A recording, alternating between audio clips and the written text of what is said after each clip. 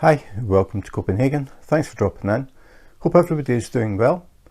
Today I am having a look at Harriet the Hedgehog from Bog&ide. So today's diamond painting is something a little bit different.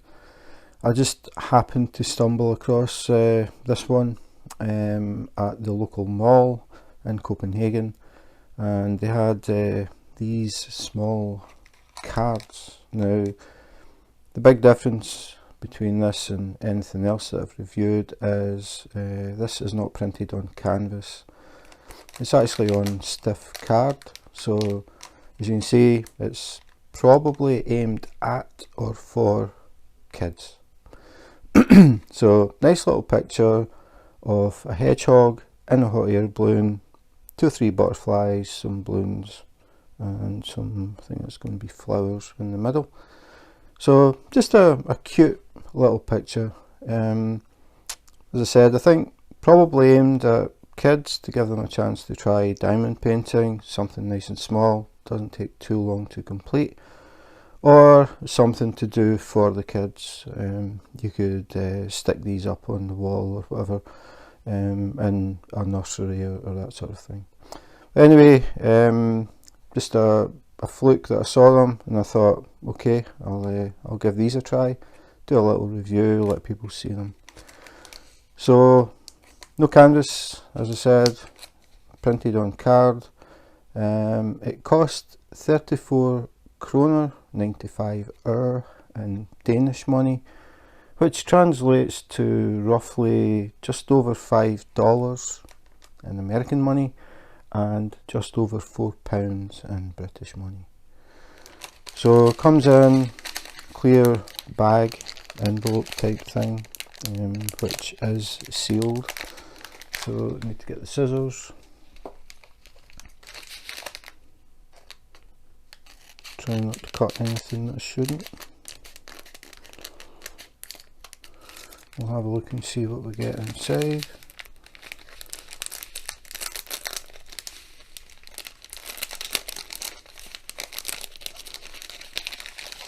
So as always, we'll have a look at the kit first. So I'll put Harriet to the side and I can see what we get in the kit. So this sheet of paper is the key, so you can see what the picture is, and 5 short instructions on how to diamond paint, which are in Danish. And it just says diamond art, and we have a key number 1 to 9, so 9 colours in this one. The thing that I was actually surprised about is they do actually have the DMC codes for the colours. Wasn't really expecting that, nice to have it. So that's it, basic little key, 9 colours, and then we'll have a look at the toolkit. So pretty standard budget toolkit, in fact very standard budget toolkit. We get the resealable bag, we get the standard pink diamond painting pen, nothing new at all. It's got the little brass insert in the end as usual, for people who are maybe new and don't really know anything about diamond painting. I just stumbled across this. These pens are actually just a plastic straw, you can see straight through. The important part is this piece. So we've got the plastic tip, and then we get a brass insert, and that just pushes into the end of the pen. Simple as that. Then we have the pink wax. So we get a little square of pink wax, and this is needed to pick up the drills, which are these things. These are the little pieces that make up the actual picture. So what you do is you get your pink wax. It always has clear cellophane on it either side to keep dust and stuff off it, protect it. And all you do is you put your finger behind it, you get your pen. It has a little hole in the end of the pen. You put it to the pink wax, press it in against your finger, spin it a little bit, take it out, and you can see no pink wax. Pink wax is now in the end of the pen, and that is what picks up the drills. So that is what the relationship of this is to the pen. So absolutely standard little square of pink wax, pink pen. Then we get diamond painting tray. This is important as well, because what you do is you pour these drills into this, not too full, and give it a little shake. The drills will flip over these little ridges that you can see, if I do that, and they will sit with the flat base down, which is what you want, because that is what sticks to the diamond painting. So you pour your drills in, give it a little shake. Most of the drills will end up sitting the right way up, and then you use your pen to pick them up one at a time and put them where they should go. No spout on this, so it makes it a bit more awkward trying to pour it back into containers or bags. But it is the absolute standard budget tray. Also has angled sides, which I talk about all the time, because again, if you're new to diamond painting, or you're just about to start a diamond painting, and you have trays that have these angled sides, when you're working, if you accidentally touch the side of the tray, it will flip over very, very easily, and your drills will end up on your diamond painting, and you're going to have to pick them all back up again and put them back in the tray. So just a word of warning, if you're using a tray that has angled sides, be careful not to touch the side so you don't have to pick the drills up. So again, totally standard. Then we get some baggies. These are for putting extra drills in, or spare drills in. So we get resealable bags. Every time you get these, it seems to be kind of random. So always count them, just out of curiosity.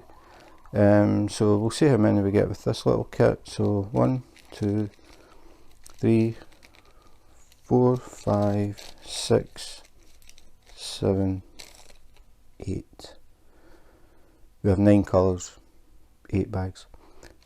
You could use this though, and then your drills would be in resealable bags, which are easier to open up, pour the drills in, reseal them, rather than these bags. These bags you would have to separate them first, then cut them open, pour some drills out, use them, and then pour your spares back in again, fold the bag over and tape it. So you wouldn't have to do that if you use the resealable bags. So we just get away with it if we use this one.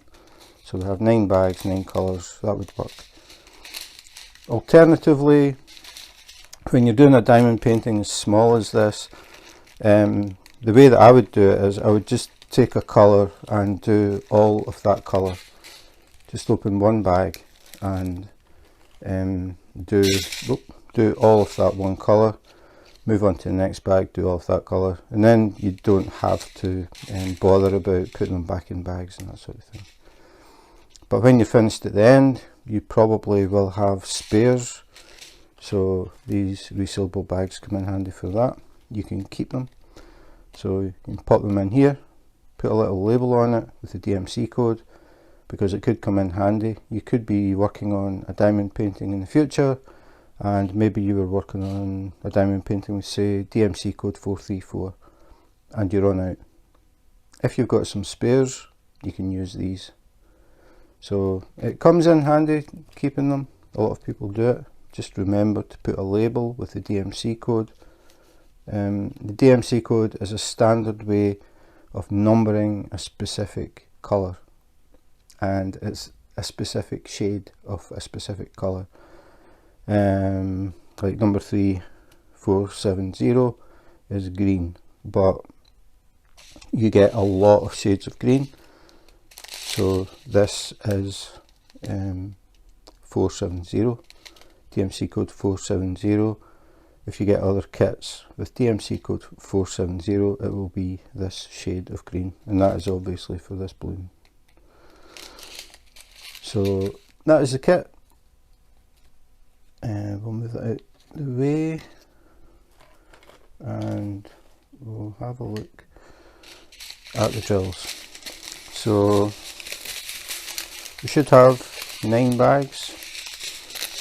The bags are actually numbered, so you can see it's printed on them. 1, 2, 3, 4, 5, 6, 7, 8, 9.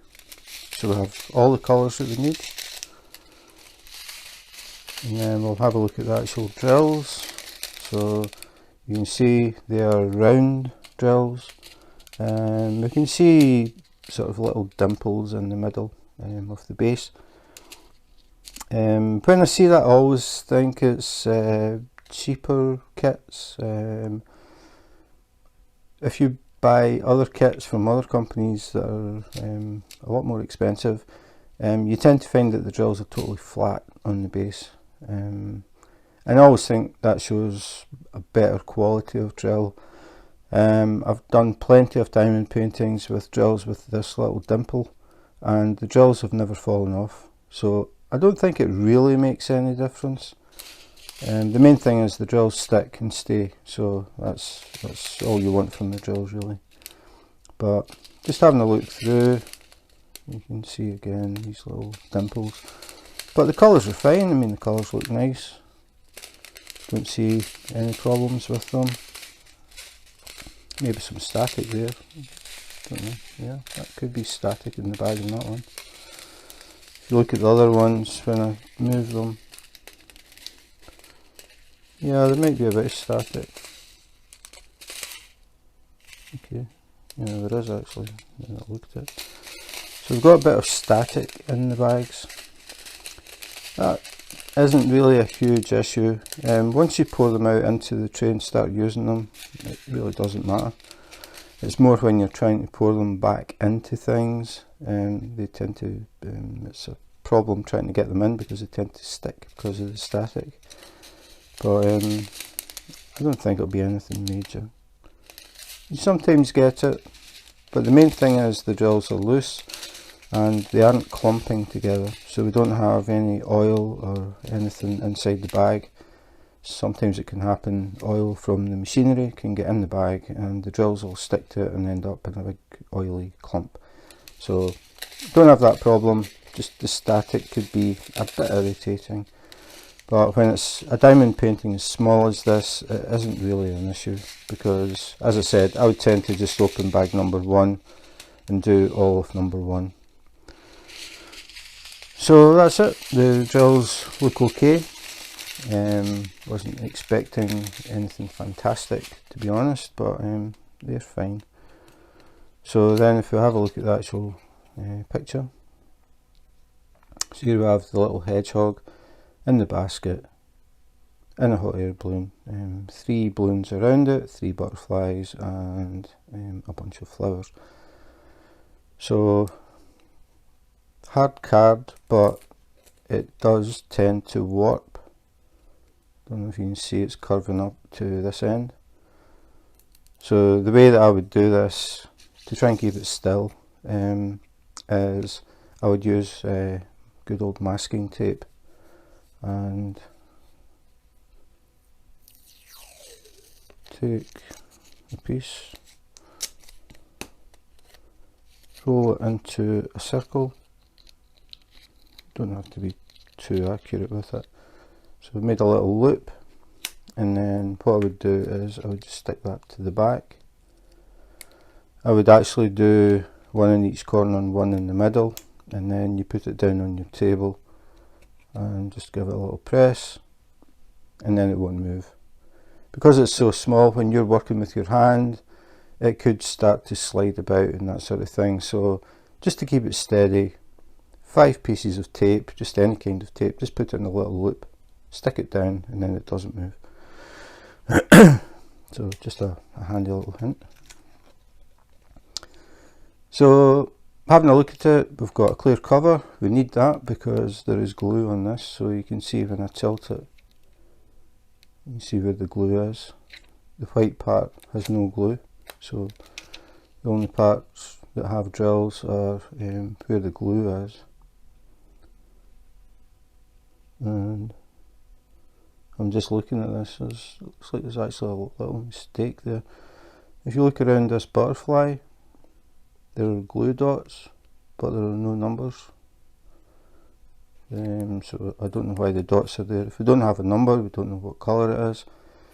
You could decide it's number 6, part of the blue sky, or you could just leave it white. Looking at it, I would leave it white.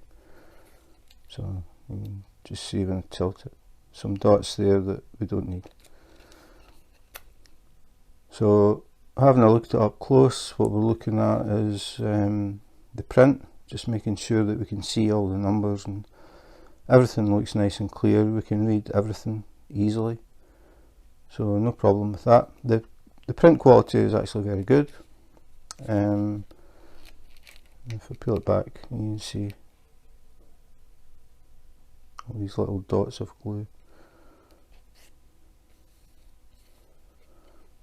So that is pretty much it actually. So as I said, I just saw them. I've actually got more than one.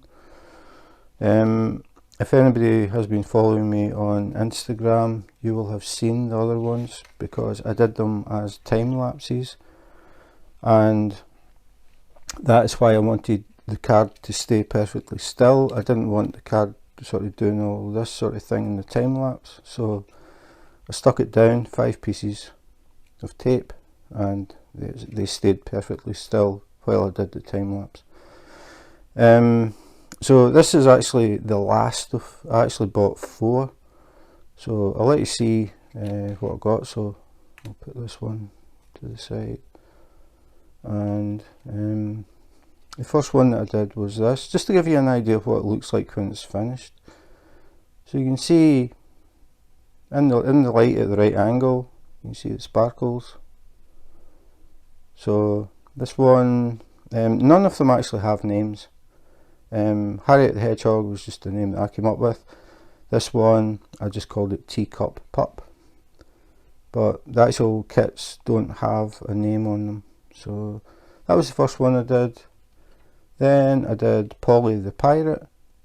Again, you can see they are pretty shiny. And none of the drawers have fallen off. I did these a few weeks ago. So Polly the Pirate was number 2. And number 3. Initially I was calling it Dave the Dragon. Then when I started to do it, I realised the dragon was pink, so I changed the name to Davina the Dragon. I actually did this as a YouTube live. People were dropping in and chatting to me while I was sitting doing this, but I was recording it as a time lapse. So these are the 4 that I picked up. They do have more. I might do them just out of curiosity. They're really quick, just fun little diamond paintings. I just thought I would do the video to let people see them. You may have grandkids that you think, oh, that would look cute in the nursery, or young kids who you think might be interested in actually trying to do them. This one was actually, I think it was 5 kroner more than the rest. The only thing that I can think is it uses more drills. A lot more of this one is covered. Basically the only part that isn't covered is the sky. So I don't know why, if that was why. They're obviously all made by the same company, exactly the same. But that's all 4. So I may do more. I will be doing Harriet the Hedgehog as a YouTube live, so if you're interested in dropping in while I'm working on it and having a bit of a chat, please feel free. And then it will go up as a YouTube live time lapse, and it will also go up on Instagram, so when you see it you can think, yep, I was there. Time wise, I think they took about an hour and a half, something like that. Especially this one, I think this took about an hour and a half, but I was chatting to people at the same time, which if anybody's dropped in on the lives, they know that once I start talking, I'm a guy, I can't multitask. I either talk or dot, so that slowed that down a bit. But yeah, I would say about an hour probably. But obviously if young kids were trying it, it would probably take a lot longer. But I think maybe to keep them interested, you could like do one colour at a time.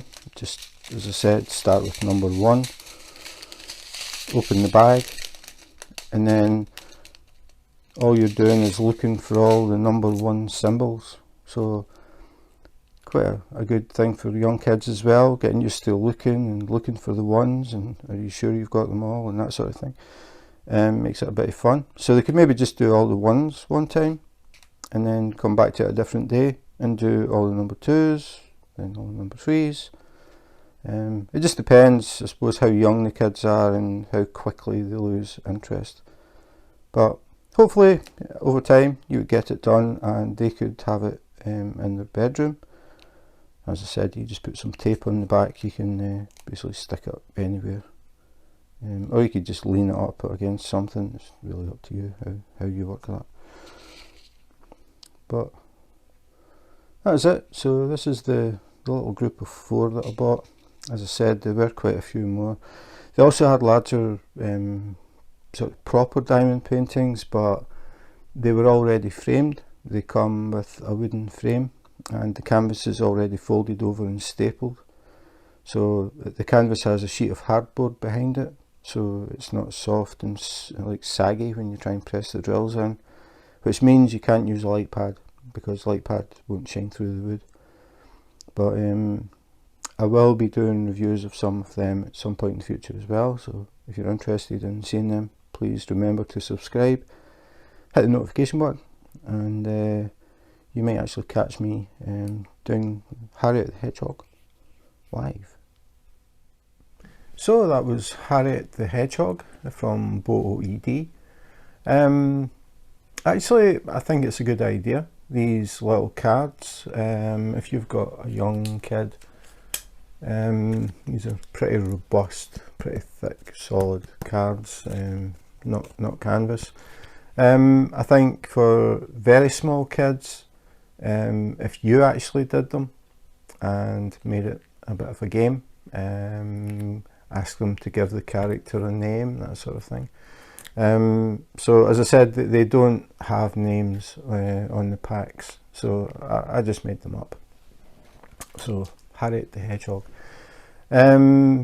Very simple, only 9 colours, no symbols, no fancy symbols to get confused, just numbers 1 to 9, again making it really easy for kids. Only a few colours as well, not too confusing.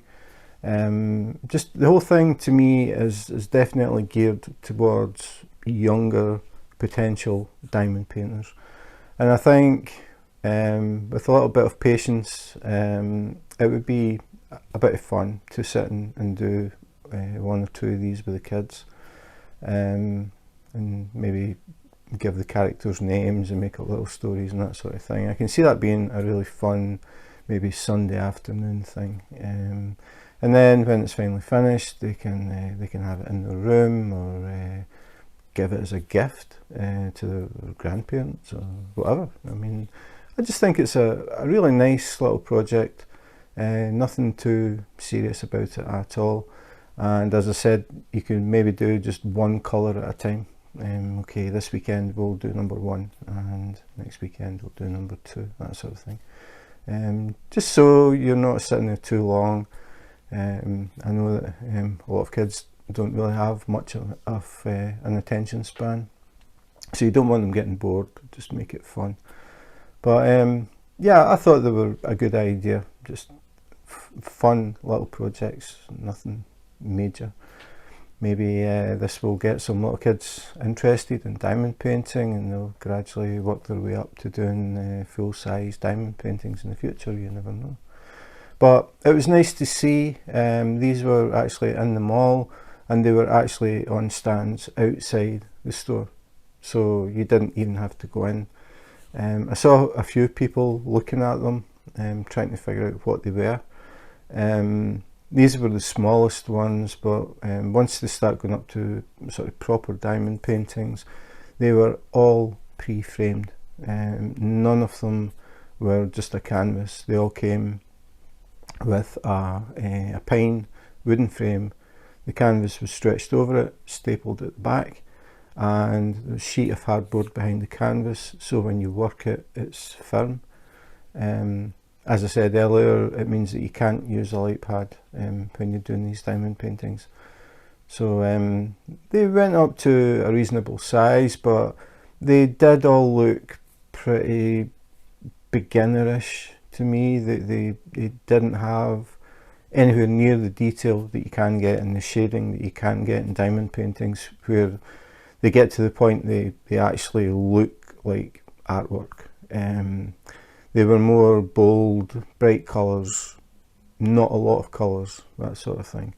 They work, but I just feel they aren't showing the full potential of what you can do with diamond painting. But it's definitely a start, and it was very nice to see that they had them outside, so people walking past would maybe, it would catch their eye, sort of thing. So hopefully in Denmark things start to pick up and we get more interesting and more diverse diamond paintings. Fingers crossed. So that's it for today. Just a tiny little diamond painting, maybe an hour's worth, maybe a little bit more, depending if you talk or not. So yeah, that's it. Harriet the Hedgehog. As I said, I have done the other 3 as time lapses and put them out as YouTube lives and put them on Instagram. I will be doing the same with Harriet. So I'm planning to do a live in the near future where I will work on it and people can drop in and chat. If you're totally new to diamond painting, feel free to ask any questions you have about it. If you are a seasoned diamond painter, please feel free to drop in and just have a bit of a chat.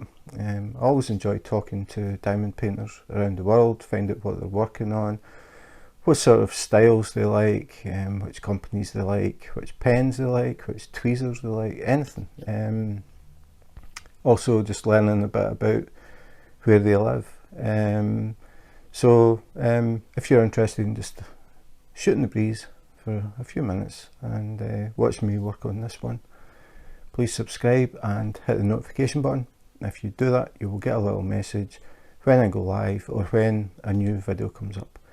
I do have quite a few things to review, accessories and diamond paintings. So if you're interested in seeing more stuff like this, please subscribe, hit the notification button, and I'll maybe catch you live. So that's it for today. Thanks for watching, and in the meantime, take care, be safe, and wash your hands.